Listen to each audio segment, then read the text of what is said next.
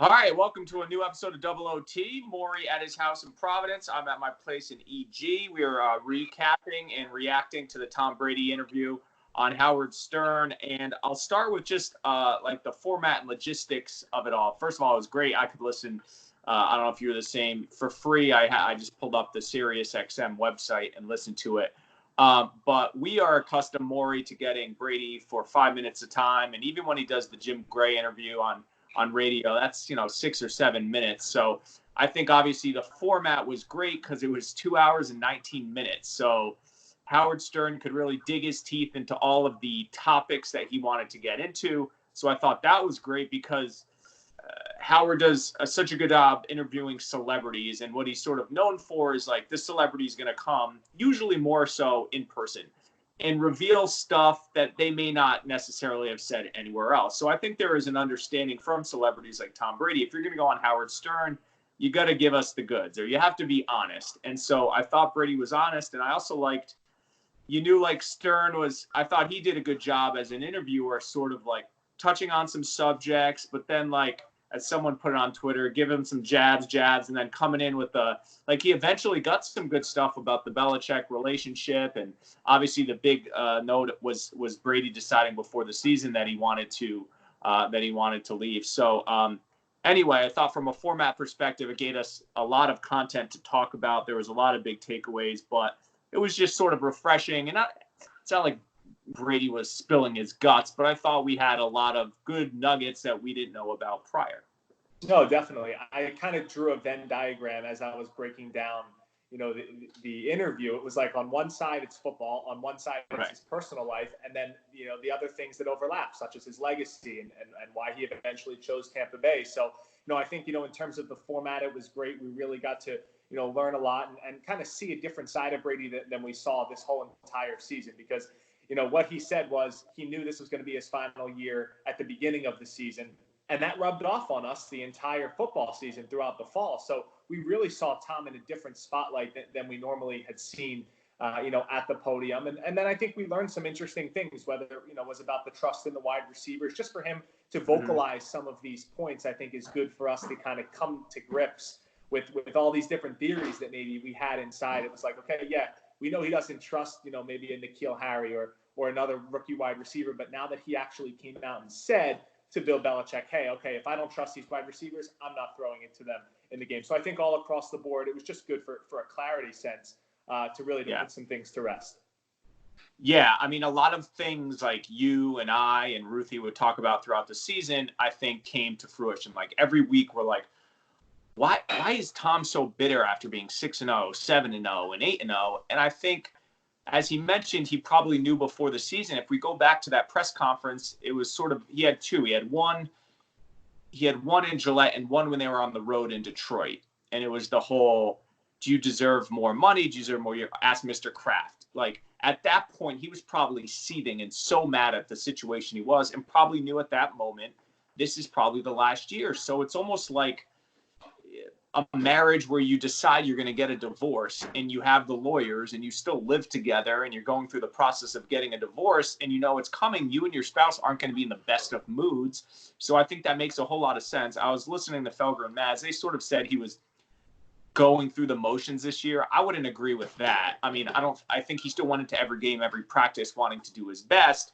But this whole notion that we had prior to this interview that he drove over to Robert Kraft's house, and in that moment, he's like, this is it for me. No, he knew long before. And I still think at the end of the day, if the Pats blew him away with an offer, he would have came back. But he knew the writing was on the wall. They hadn't offered him an extension, final year of his contract. So I liked the clarity on that like, yeah, this makes sense now. He knew the whole year. He was in a bad mood. This was coming to an end. He was watching his own funeral procession, and then it ended against Tennessee. So that one, and then you mentioned the throwing to the receivers thing. I thought that was pretty candid, because that was a knock on him all season about not trying to indoctrinate the young receivers. But with the Belichick-Brady relationship, he wouldn't really dive into the who has more credit for the legacy. What do you think about his Belichick comments? Yeah, I think he kind of shed some light on it where, Belichick and him both have this, great relationship behind the scenes. And he even said we had a ton of conversations at times, and people don't know, what took place in those conversations. So I think, Right. they know where their relationship stands. I just find it hard to believe you win 6 Super Bowls together, you go to 9, you're this historic duo, the best quarterback to ever play, the best coach to ever coach. You got to have a good relationship. It's got to be built on a great foundation. And Tom said so himself. He said, him and Bill viewed football and the game in the exact same way. And I think when you really get down to the nitty gritty of their relationship, it's we have respect for one another, we have respect for what we did, and we both view the game in the same way. So I think the relationship will now only get better post breakup. Yeah. But I think it was always at some level, amiable. Yeah, and I think it's always been all business, and that's why Belichick's so good at what his job is, because he doesn't get emotional with Tom Brady or any other player. So I think it was strictly football. I liked when he said, we always saw things through the same lens. But I have to imagine it was contentious the last couple of years because of the contract situation. And I want to go back to when he said, this ties into the family stuff. I thought this was, because in terms of the football stuff, we've heard all that. We know all that. We've, listened to every Tom Brady press conference for the last several years. But I thought the stuff with Giselle was really interesting. Rough patch in his marriage, coinciding with the OTAs. Pretty much he was being a selfish partner, like football season, and then he wanted to do his business stuff. And she said, when are you going to do that? We saw some of that in Tom versus Time, but the fact that he said they went to therapy and his wife wasn't happy with his marriage, sort of coinciding with the OTAs. Some people are saying it was the contract. That's why he didn't go to the OTAs. It was sort of to push back on the Patriots. But that sort of makes sense. Both reasons, that he didn't have a contract and that things weren't great at home. So you have to imagine these last couple of years probably weren't great on him. Even the Super Bowl winning year against the Rams, he had this contract situation. He didn't know if he was staying here forever. And then things weren't great with his wife. So I thought the stuff about his personal life was pretty good too. And I think that's for people outside of football and for, average Joe Schmoes like us, I think that's easily relatable.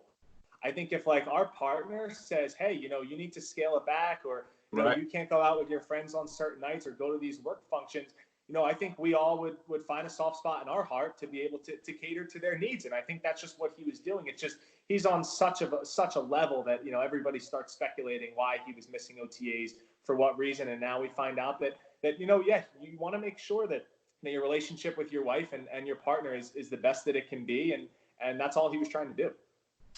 Something else I liked that when Howard Stern said, you've accomplished so much, why not just like retire or that's it? He asked specifically about legacy, and Brady, first off, it was great hearing him swear throughout the interview, just because that's how I would talk to you about off camera, as we'd Right. swear to each other. It just shows more emotion. So he said, I don't give a, shit about legacy, which I sort of like, because like, even though Tom Brady has this pristine image and legacy and he's good looking and he's won the Super Bowls, it seemingly didn't bother him that the Bucs stink. It's a new challenge, and it has warm weather and good players, and it's Bruce Arians, all the reasons. He said he made a list of 20 reasons.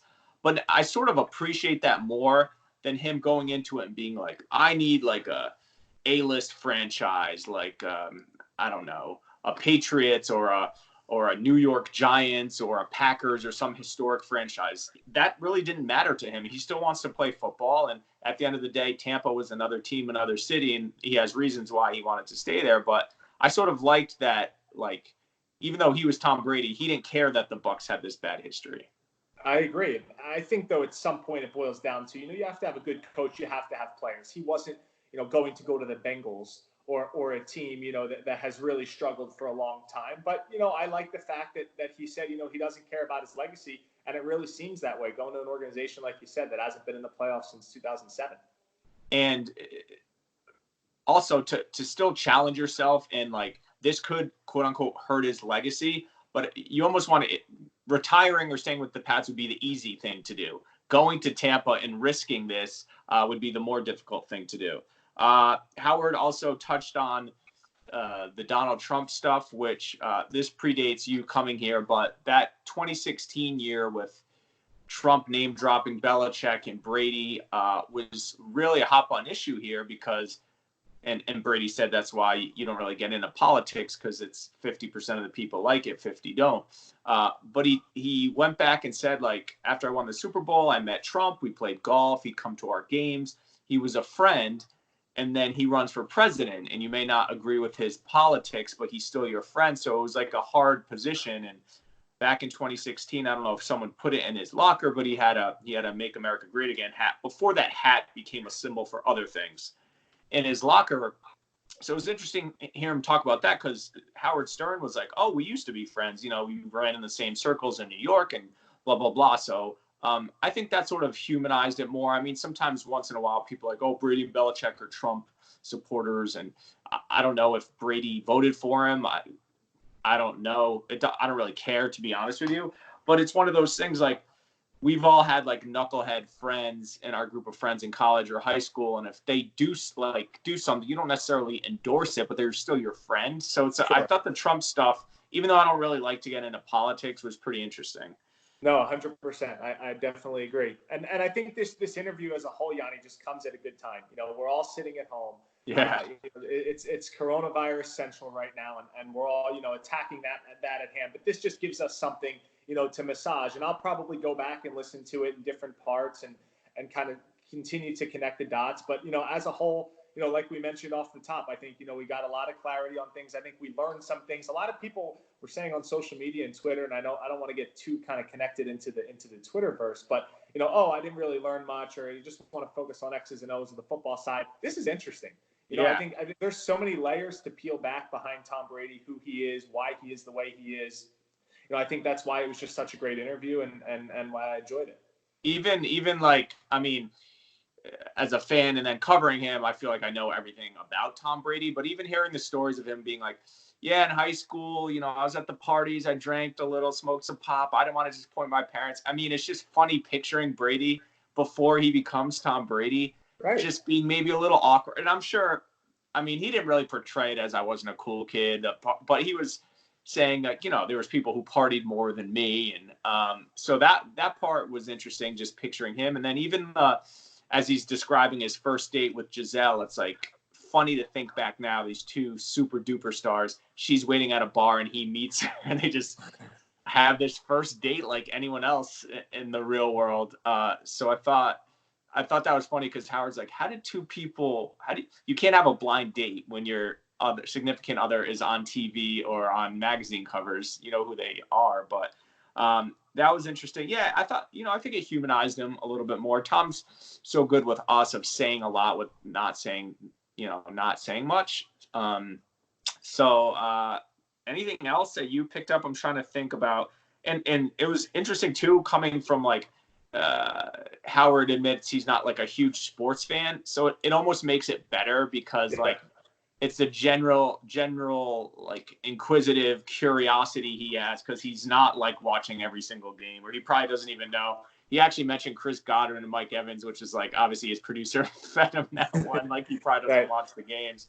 But I thought that was even more interesting coming from him. And then I'm trying to think. He did the stuff growing up. He did the Trump, Giselle stuff. I guess he asked him, I missed the first 5 or 10 minutes. If the dishwasher doesn't work at Jeter's house or something, they were talking about that. Right. Yeah. At his house. Yeah. I came in a little bit later too. Yeah. I guess his only issue with that house is like, you can drive up to it. It's not like in Brookline, he was in a gated community, like by boat, pull up to it, or by car, you could drive by his house. So yeah, I think I don't want to say closure to it all, but like, his essay in the Players Tribune was fine. It was good. His conference call was whatever. So I felt like there's more closure to it all. Definitely. I'm glad we got the nugget about knowing before the start of the year because like that sort of clarifies the writing was on the wall. You know, everyone was saying like, you know, did the Pats make an offer? They 1 year, $17 million. They didn't make an offer. So, and now it's exciting time because it's Brady without Belichick, Belichick without Brady. We don't know who the Pats quarterback's going to be. We think it's Jarrett Stidham, but would you be shocked if Belichick pulls something out of his rear end on draft night? Not at all. I think everything's open on the table now. I think this gives us an opportunity to kind of settle in for the next couple of weeks before the draft. Maybe the Patriots make a couple moves toward the end of free agency. Before the draft. But no, I think everything's on the table. I think Cam Newton's on the table. I think moving up to get Tua Tagovailoa is on the table. I think anything's on the table because I think you truly don't know, and I think especially with the way that this draft is going to go virtually, I think could also throw some teams for a loop, and they might try something just because they're in a different situation now than they've been before. So if more decisions have to be on guys that don't have other assistant coaches to help out to give ideas. So if let's just say I'm spitballing here, but if there's only a couple people in a room and they have to make a decision, they can't fact check a couple of things beforehand, and they have to take a flyer, then maybe they take a flyer. Maybe they decide something. Somebody was putting out on social media, maybe this is the draft that Bill Belichick drafts a Navy punter in the 5th round or the 6th round because he's the only guy there in his room, and it's just his master plan. So I think anything right now it's unpredictable, and I think there's just so much unknown going forward. 2 years ago, there was rumors that the Pats wanted to move up and take Baker. I think that's before Baker went 1. So maybe they thought if they could get into the top 10, they could snag him. The one thing I'll say about Belichick is I think he has a plan, but he's so flexible that he may have a plan. And then if someone drops, he may just see best available and just take a quarterback right then and there and have him compete with Stidham. And if he wins the job, he wins the job. But drafting Baker Mayfield when you have Tom Brady coming off an MVP season doesn't seem to make a whole lot of sense. But in his mind, if he thought he was the best guy on the board and took him. And what about Jimmy Garoppolo? I mean, he spent a 3rd round pick on Garoppolo. So I think, I think anything's out there. Nice. Yeah, we'll be looking forward to that. All right, man. Good stuff.